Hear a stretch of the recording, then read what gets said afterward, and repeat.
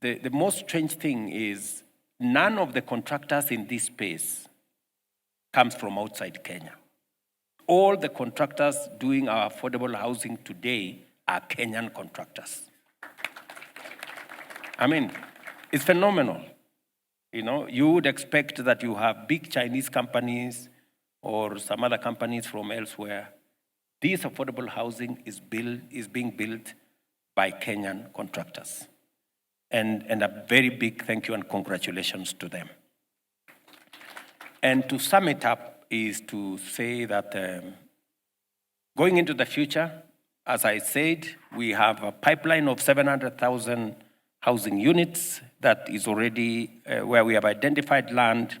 We are designing, we are working on improving from what we have today, learning what different configurations of housing that would make much more sense to more Kenyans. We're getting feedback from people like Cherusha and others who are living there.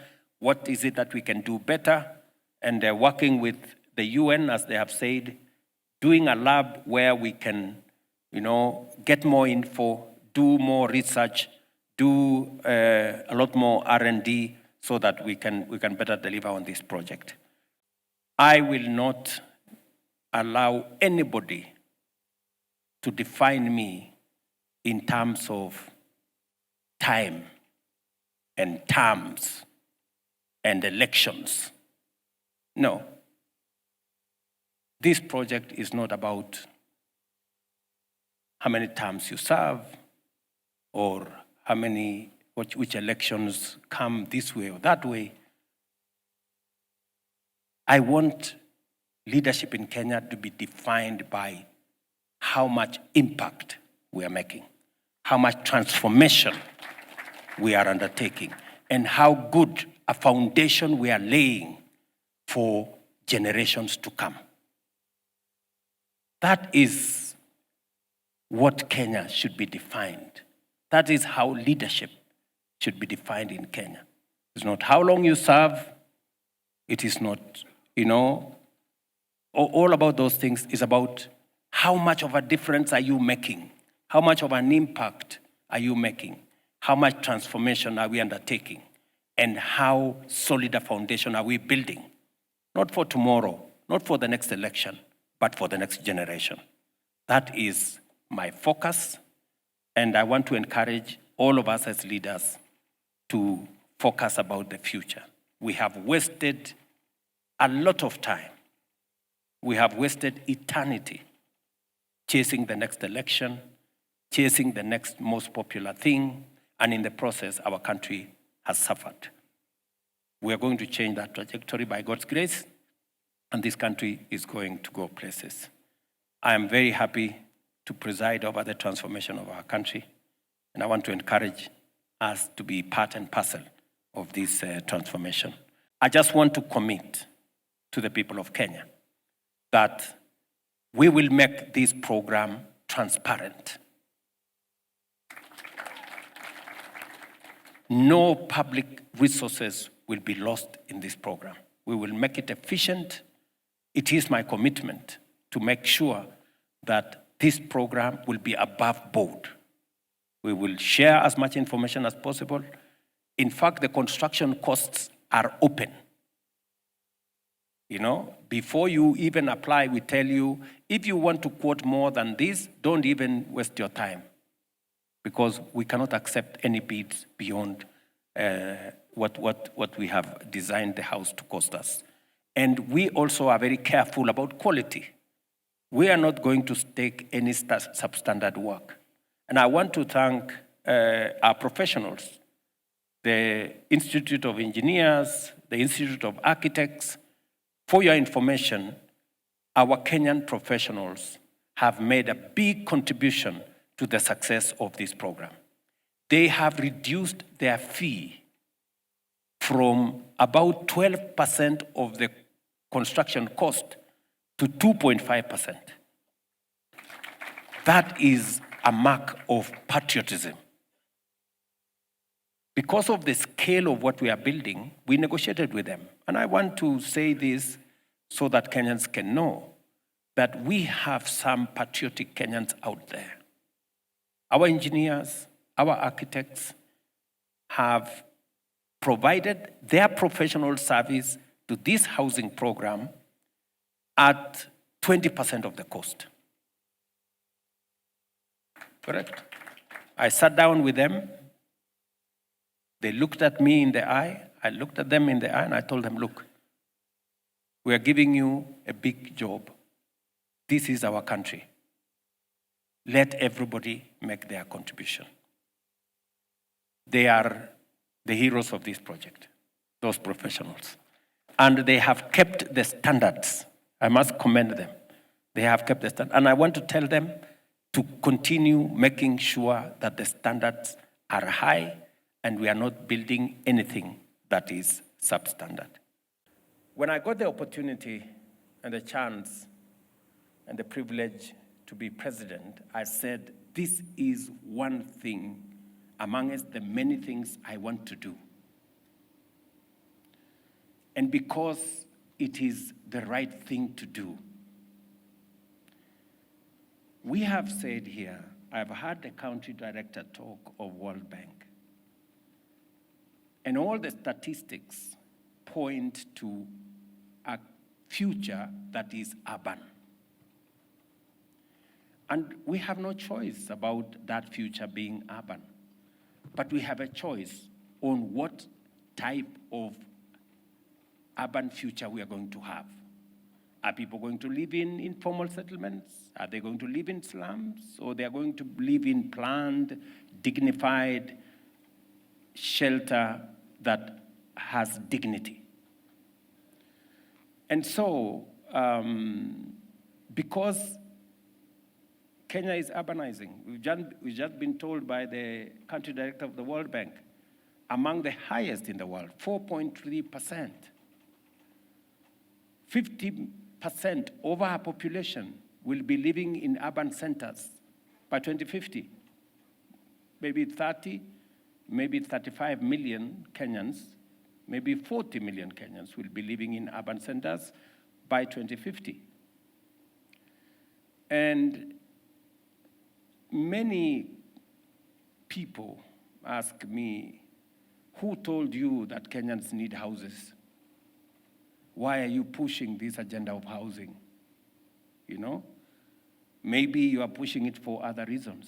But I have a simple answer. The answers, the statistics answer them.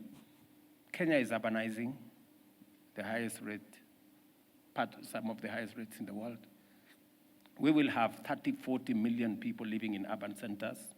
If we don't plan about it, we will be living in squalor, as many of our citizens are doing. You have citizens that are living in subhuman conditions today. Go to any informal settlement. Mukuru, Soweto, you know, the famous Kibra, you know, just outside this hotel here, Karagita, just here, you have 10,000 people living in a small place. Go down to Molo. You know, I was in Molo and I felt very bad. You have close to 10,000 people living in a small place. You know, you have children staying in little houses with their parents. We had a confession from Kibra. It is the same in Kasarani right here, where kids, 10-year-old kids, are introduced to sex because they live in the same room with their parents. You know, those are the people who are firing my desire to drive this housing agenda, because those kids deserve better than we are giving them today. Those people in informal settlements deserve better from a government. And that is why you asked me about the consequence of my statement. That is why when I handed over the first keys on this program to my dear sister here, Jerusha, I said it and I meant it. It was actually the most consequential day in my political career because we started to change the trajectory on how Kenyans live.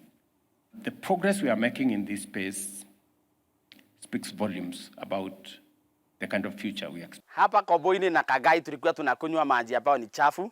Tulikuwa tunachota maji kwa mto unaitwa Gatondo ambao ni chafu sana. Watoto walikuwa wanagonjeka, lakini tangu hii maji kuja ya Kiliwasco, maisha ya Kagai na Koboini imebadilika kabisa.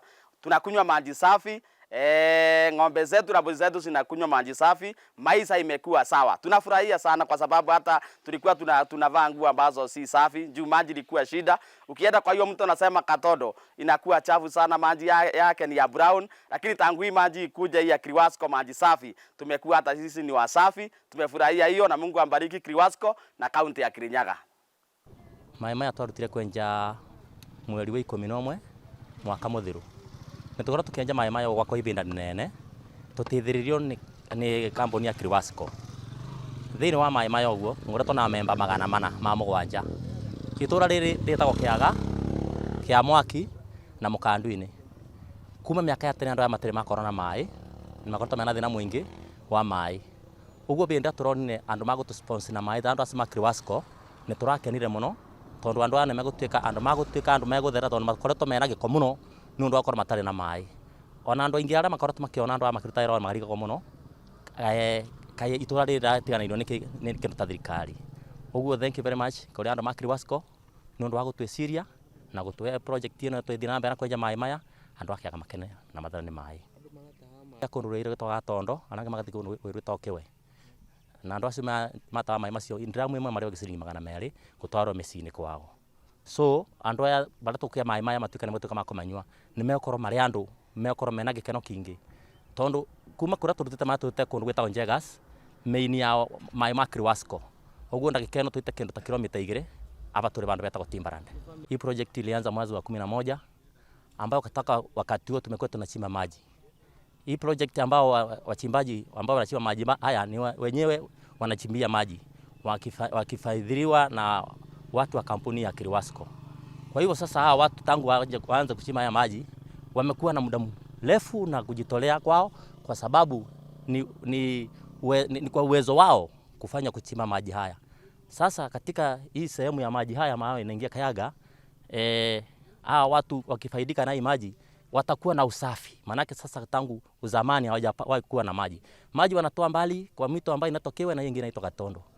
Kwa hivyo hii project ya maji ikiwa hivyo ikiendelea hivyo tutafurahi sana na tutashukuru sana watu wa Kiliwasco.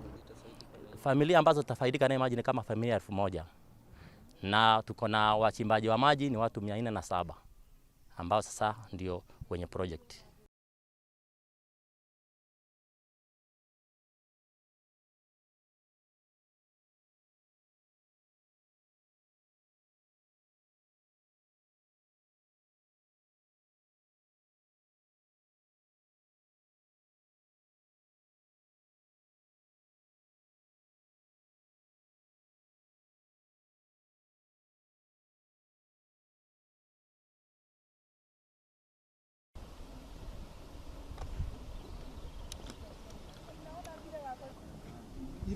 Yo kile kinini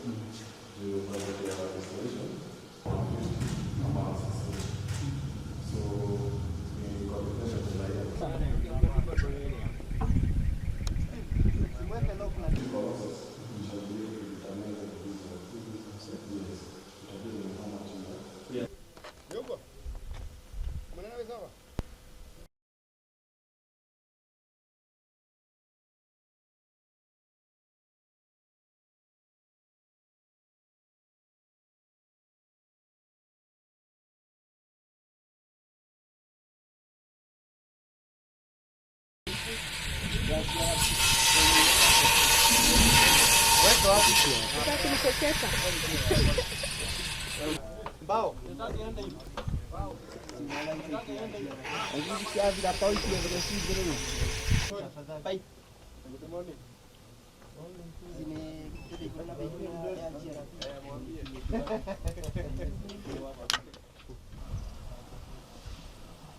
muhoyagire.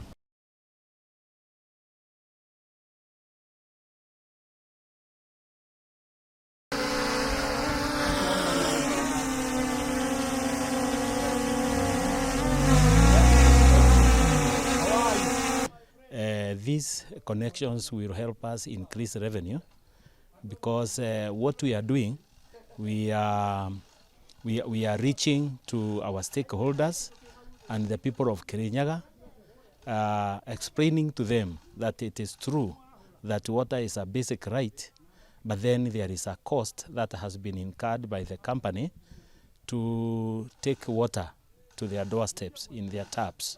So we are talking to the people, and we have also become involved our staff in reducing the response time once we detect that there is a burst or a leakage. We are also ensuring that where water coverage has been increased, we also ensure that revenue is paid at the right time and the actual amount billed. So we have increased our aggression to this end. Na ni uhoro wa ma ati ithuĩ nĩ tũkoretwo tũkĩarĩria andũ na njĩra ya kũmera nĩ uhoro wa ma ati maĩ nĩ kĩheo kĩa Ngai no nĩ marĩ thogora, na koguo nĩ tũkoretwo tũkĩmarĩria tũkahũthĩra macibũ maitũ na tũkathiĩ matũũra-inĩ na tũgakorwo na mĩcemanio na arĩa marĩ stakeholders aitũ nĩgetha mere andũ atĩ nĩ mabatie kũrĩba maĩ marĩa manyua, na makĩria kũbĩtũkĩra kwaria na andũ nĩ tũbotete kũmenya areas ingĩ citarĩ ciakorwo na maĩ kuma thĩinĩ wa Kirinyaga kuma rĩrĩa thĩ ĩno yombirwo, na ũndũ ũcio nĩ ũtũteithĩtie mũno nĩ ũndũ wa kwaria na andũ na nĩ tũrekĩra maĩ. For example, no ngweteta kũndũ ta Kĩaga tũrekĩrire maĩ kũndũ gũtararĩ na maĩ, na kũndũ kũngĩ kũingĩ mũno tũthiĩte nĩgetha tũkinyanĩrie kĩĩranĩro kĩrĩa Her Excellency Governor Anne Mumbi wa igũrũ oigire atĩ nĩ ekũhe andũ othe a Kirinyaga maĩ. Maĩ nĩ ndabĩte mũno tondũ ona rĩrĩa njerega gũtabona ndĩroka irĩtu kanini ndakuaga maĩ mũtũngi ũkanogia, na rĩu nĩ ndĩruga nĩ wega mũno tondũ wa kuona nĩ ndanogokio wĩra ũyũ, reke njuge nĩ tũkenete mũno. Maĩ aya megũtũteithĩrĩria kwĩthamba, kũthera, ona ng'ombe kũnyua igakena tondũ ta ng'ombe citũ nĩ cikaraga ona mũthenya mũgima itarĩ iranyua maĩ, tondũ ona tũkĩbũra nguo tũthimaga na kanjagi.